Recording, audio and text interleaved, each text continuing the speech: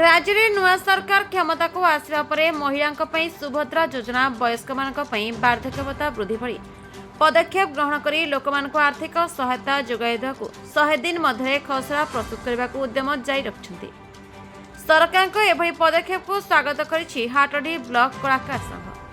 मात्र एबे महंगा बजार 2000 टंका भत्ता पाई दुस्थिति रे कालातिपात करुवा वरिष्ठ कलाकार मानक 5000 टंका भत्ता देवा पई कलाकार माने दाबी करछन्ति।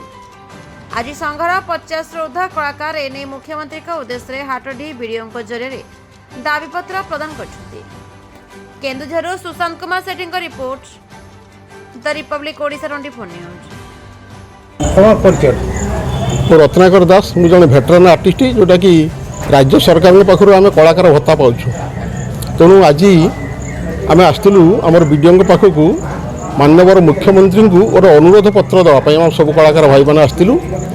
नुआ सरकार गठन करने माननीय मुख्यमंत्री वार्धक्य भत्ता वृद्धि करने गोटे योजना करिसेंती। आउ सुभद्रा योजन महिला मानक उपकृत करने योजना करें सब विभिन्न गणमाध्यम जानवा पाइलु। तेणु आमर मुख्यमंत्री जे आम केन्दुझर जिलार लोक से जड़े हृदयवान मनीष जड़े उदार मनीष।